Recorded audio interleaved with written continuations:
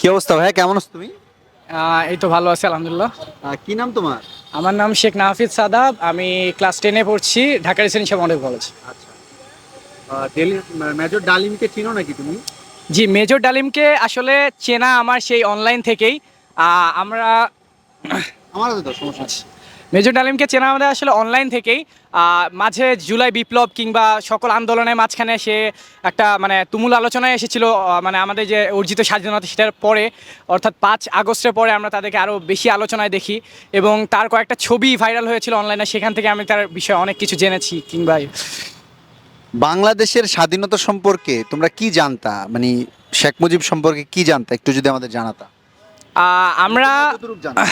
আমি যেহেতু আমি ক্লাস 9-10-এ পড়ছি, আমি এই পাঠ্যপুস্তকে আমি বলতে চাই। সেটা হচ্ছে যে আপনি দেখেন, যখন আমি বিজিএস বই পড়তেছি, অর্থাৎ যে আমাদের মেইন বিজিএস বই যেটা আমাদের কারিকুলামে আছে, সেখান থেকে আমরা যেটা শিখতে পারি সেটা মেইনলি আমরা শিখতেছি যে মুজিব ছিল আমাদের ফাদার অফ দ্য নেশন। আমরা তাকে প্রত্যেকটা ক্ষেত্রে আমরা টাইটেল হিসেবে বঙ্গবন্ধু হিসেবে জানতেছি।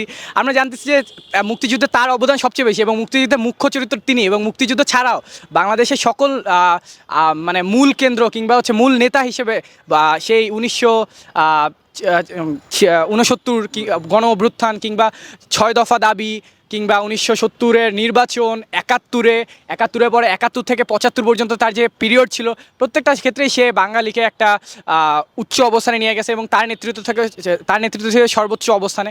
কিন্তু আলটিমেটলি দেখা যায় যে হচ্ছে মুক্তিযুদ্ধের সাথেও যেসব ক্যারেক্টার যেমন ভাসানী জড়িত ছিল, তারপরে হচ্ছে এছাড়াও জি জি এনআইপি পার্টি কিংবা বিভিন্ন ধরনের সাইড যারা মুক্তিযুদ্ধে হয়তো ভালো ছিল কিংবা খারাপ ছিল, সেই দিকটার চাইতে মুজিবকে আসলে বেশি ফোকাস করে আসলে কথাবার্তা বলা হয়। এটাই জানো মুজিব সম্পর্কে। তো মেজর ডালিম সম্পর্কে কালকে একটা লাইভ ভিডিও হয়েছে, হয়তো বা তোমরা জানো কিনা, ভিডিওটা দেখছো কিনা আমি জানি না। ভিডিওটা কি দেখছো? জি, আমি ভিডিওটা দেখেছি, মানে সম্পূর্ণ শেষ করতে পারিনি, তবুও আমি যতটুকু দেখেছি এখানে আমার আরো ভালো আইডিয়া হয়েছে মেজর ডালিম সম্পর্কে। আচ্ছা, ওই জায়গায় শেখ মুজিব সম্পর্কে যে দিকটা তুলে ধরা হয়েছে সেই দিকটা কি বুঝলা, তোমার কি মনে হচ্ছে? আমার মনে হয় যে আমাদের বিজিএস বই কিংবা এসব বইয়ে যেসব বঙ্গবন্ধুকে যেভাবে ওভার ফ্লোরিশ করা হয় কিংবা তাকে আরও বেশি পলিশ করা হয়, আসলে তার মানে সামান্যতম দিকটা আমি আসলে রিয়েলিস্টিক্যালি খুঁজে পাচ্ছি না। আপনি যদি দুই সাইডই জাজমেন্ট করেন, বিজিএস বইও তো সব ভুল না, ঠিক আছে। সব দিক বিবেচনা করে আমি মনে হয় যে হচ্ছে আমাদের আরও সচেতন হওয়া দরকার। আমাদের পরের প্রজন্ম কিংবা কারিকুলাম থেকে, যেটা আগে আমরা মুজিব সম্পর্কে পড়ে আসছি, তার হয়তো বেশিরভাগটাই অবাস্তব কিংবা হচ্ছে ভুল শিক্ষা দিয়ে আমাদেরকে পরবর্তী জেনারেশনকে এভাবে আগানো হচ্ছে আর কি। ব্রেন ওয়াশ করার একটা প্রবণতা আমরা দেখতে পেয়েছি আর কি। আচ্ছা, যাই হোক, তোমরা এখানে গিয়ে ঘুরতে আসছো নাকি?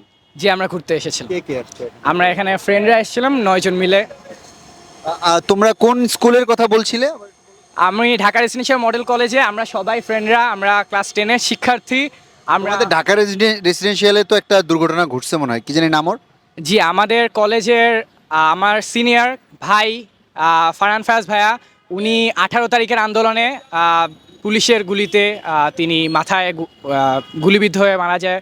তাকে হাসপাতালে দেখেছি আমরা, এবং সেই দিন আমিও ছিলাম আন্দোলনে, 18 তারিখের আন্দোলনে। আমরা 4-5 জন ফ্রেন্ডরা মিলে আমরা ফারহান ফায়াজ যখন মানে মারা যায়, তারপরে আমরা বাসায় এসে জানতে পারি তার মৃত্যুর ঘটনা। আসলে খুবই মর্মান্তিক ছিল বিষয়টা। তোমরা নতুন জেনারেশন, পরবর্তী বাংলাদেশ তোমাদের হাতেই। তোমরা আসলে বাংলাদেশকে কেমন দেখো আর কি? আমরা বাংলাদেশকে দেখি আসলে কেমন দেখতে চাও? বিভিন্ন ধরনের চেঞ্জের মাধ্যমে আমাদেরকে আগাতে হবে। আপনি দেখেন, আমাদের এর আগে যেমন আমি জাস্ট যদি এই মেজর ডালিম কিংবা আমাদের এইসব ব্রেইন ওয়াশ পড়াশোনা নিয়েই কথা বলতে চাই, সেখানে দেখেন একটা বিরাট ব্যাপার আসে যে আমাদের হচ্ছে বিভিন্ন ধরনের ভুল শিক্ষার মাধ্যমে প্রজন্মটাকে এগিয়ে নিয়ে যাওয়া হচ্ছে। মূল ধারা আসলে আমি মনে করি শিক্ষার মধ্যে প্রথম ধারা চেঞ্জ করতে হবে। এছাড়াও বিভিন্ন ধরনের গ্যাপে গ্যাপে যে ধরনের সিন্ডিকেট কিংবা করাপশনের শিকার আমরা হয়েছি, এবং একটা বড় চক্র যেভাবে কাজ করেছে বাংলাদেশের মধ্যে, এবং জনগণের কোনো বাক স্বাধীনতা ছিল না। আমরা প্রথমে সেটা স্বাধীনতা অর্জন করতে চাই এবং পরবর্তীতে আস্তে আস্তে পুরো বাংলাদেশটাকে আমরা একই সাথে মানে জাতহীনভাবে আমরা একই সাথে গড়ে তুলতে চাই সোনার বাংলাদেশ। মানে বাংলাদেশের রিয়েল হিরোদেরকে তোমরা রিকগনাইজ করতে চাও, যার যার মধ্যে একজন আছে বর্তমানে আমরা যার কথা জানলাম, মেজর ডালিম সহ যারা যারা আছে সবাইকেই রিকগনাইজ করতে চাও, এই তো? এটাই তো তোমাদের প্ল্যান?